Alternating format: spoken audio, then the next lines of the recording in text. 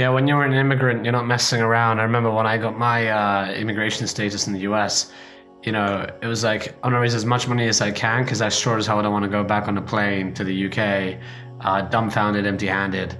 Raise money, make sure the business is legitimate, and we're not messing around here. We need to build something big, Exactly. There's a lot on the line. That's why immigrants work really hard, Everything's literally on the line here.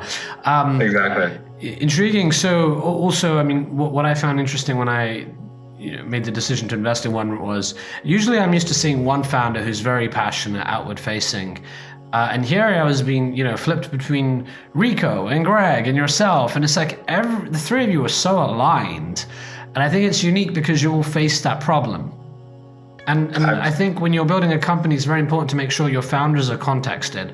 It's very tempting to just be and say, I'm the CEO and founder, I'm the sales guy, I'm going to talk to investors, and I'm going to shield the rest of my team.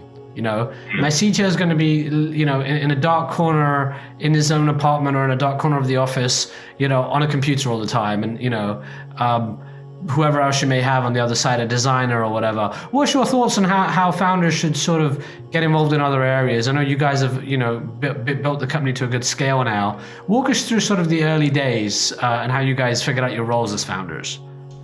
Yeah, I think especially first-time founders, for us, Rico had done some projects, but Greg and I were first-time founders, and when you're in that situation, you really need to rely on the skill sets of your co-founders to kind of learn very quickly and be able to adapt to the needs of the company, investors, customers, because you don't have this wealth of 20 years experience or knowledge working in a specific industry, and so you need to sort of support each other, bounce ideas off each other.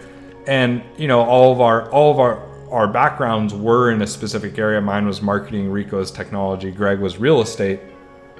But we learned very quickly that the way that we can really move quickly is by sort of supporting each other in each of our endeavors and in each of our categories of expertise. And so that, I think for us, that was a key deciding factor to how we kind of handle investors and customers. And to this day, it's been a really valuable way for us to be able to approach different deals or opportunities with multiple different perspectives, but still through that process have great alignment so that whoever is in charge of that area, for example, Greg on the investor side has that final decision and is the one that's going to be executing it. And so it gives that benefit of sort of being flexible, but also assigning responsibility. Yeah, it's interesting when I reflect on how I used to divide tasks between my co-founder and I. Sometimes, we weren't like you three. You three have very different skill sets, and that works really well. My co-founder and I were non-technical co-founders, so we had there was every excuse for why we could possibly fail.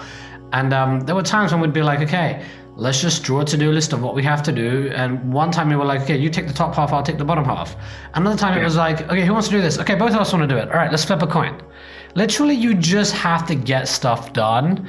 And then it changes as you start to grow. Then you really have to look at, okay, who is the best place to do this, and how do we make sure we don't step on each other's toes and we build an organization. So on that note, Chuck, tell us a bit about OneRent. How big are you guys now? Tell us some stats to give the audience some perspective on what you guys are about. Yeah, so OneRent now manages about $1.4 billion worth of residential property all across the West Coast. We're in about 7 major markets. That's 500 zip codes. And our model is unique because we don't have local offices to operate these rental properties. So we're able to do this in a sort of a distributed model. Been around for about six and a half years now, going on 2,000 doors under management, and growing very quickly. And our specialty is sort of the small residential single family rentals and yeah. Yeah, now that's the hardest part of property management. It's much easier to manage a multifamily apartment. You guys cut your teeth in the hardest asset class, student and also single family.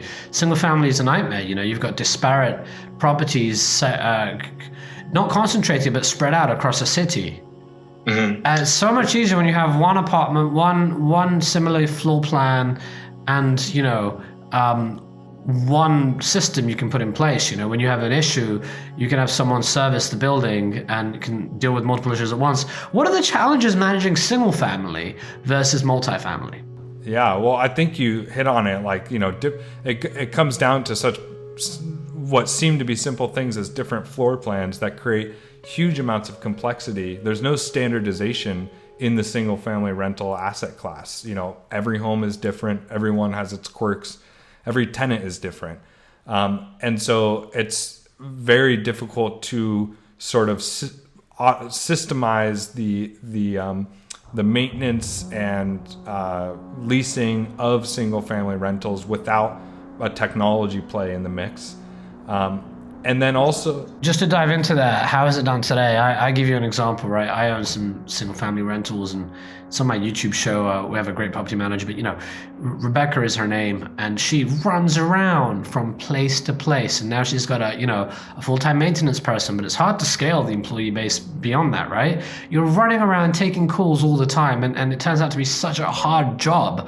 And it turns out that most of these property management firms are mom and pop shops, or the massive, national firms, and in between there aren't that many. Walk us through sort of the problems with this too, and how you see them being managed by other firms. Yeah, I think the first problem is just how complex the offline work really is. So, like you said, if you look at, for example, San Francisco, there's 50 plus property managers just within the city of San Francisco, which is by land area is a pretty small city. And each one is spending a ton of capital and cash on labor, manual labor, to deal with all the complex offline tasks of property management. So like you mentioned, you have people taking the calls from all the listings, you have people negotiating leases, you have people doing maintenance. So all of these different task categories are just manually driven and powered. And there's some technology in the mix, but the technology is only as good as the person using the technology. And what we find is property managers are running, most of them are just creating a lifestyle business. They aren't looking to scale rapidly, and their margins, their profit margins are 20-30% maybe, because that's generous. I've heard some of them are very low 10s or even 5s. Oh yeah. And they can't, and they all their growth is driven by just maybe some referrals, and I think the average property manager maybe has 200 doors under management, and they've built that over a decade of working. So that the fact that it's sort of this lifestyle business and the way it's run, and the how intensive manual labor is, how thin the margins are, all of that contributes to a huge fragmentation in the industry. There's over 80,000 property managers across the U.S., and they're all running their own unique way of kind of doing things. So it's tough too when you're a property manager. You get dragged by your clients, and sometimes they want to, one of them might be an investor who's buying 20, and you've got to make this decision. Damn, can I even afford to take that on? My bandwidth is so constrained. I'm going to make huge losses if I have to hire someone else. And so, they either walk away from the business and they lose it, or they try to take it on and they lose it too because they're not equipped. It's a very hard place to be. The thing is, it sounds like an area that technology is difficult to bring to. It's so unstandardized. How did you guys build such a great technology stack around this? And talk us through a bit about the technology. And just before we do that, by the way, before we dive into that, right? The viewers get a preview here of sort of how I felt. I once thought about building a similar company to OneRent. After I sold my company, I thought to myself, wow, property management is something that we've had a headache with on many fronts. I buy single family, multifamily. I work with numerous different firms around the country.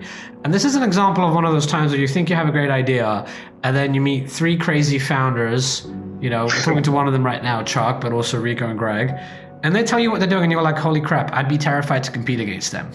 These guys have made so much progress, understand the industry, are so driven. And you guys have done such a great job with bringing technology to areas that I wouldn't even think of, Yeah. So talk us through the technology stack as well.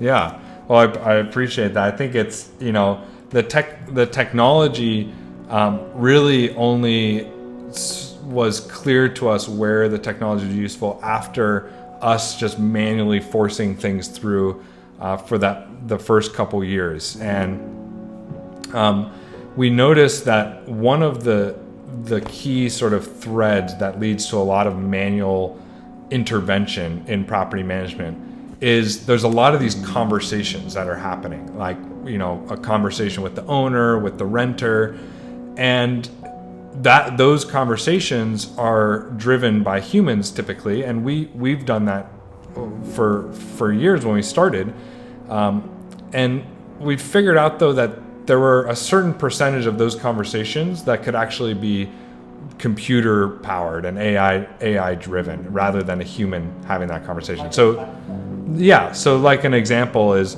something as simple as booking a showing to go see a place for rent, right?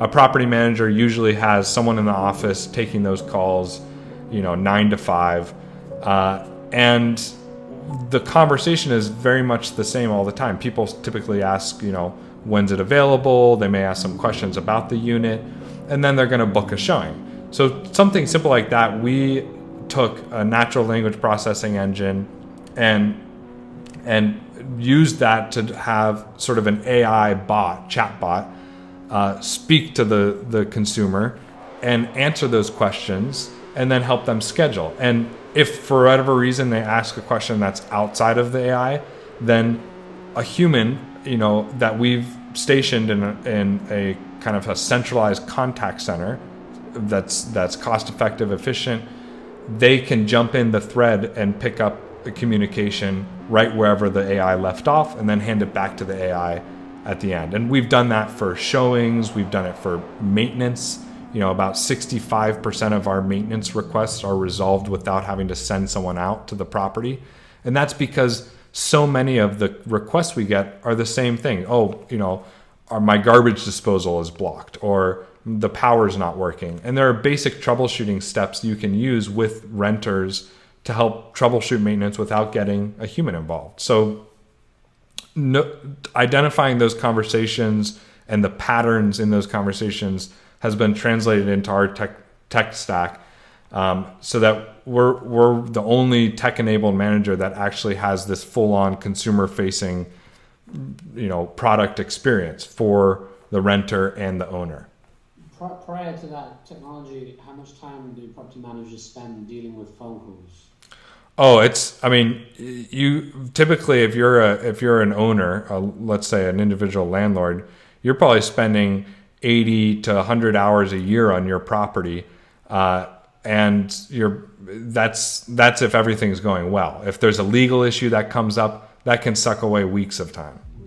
Right, and here's what happens too if you've got a portfolio of rentals you're managing, right?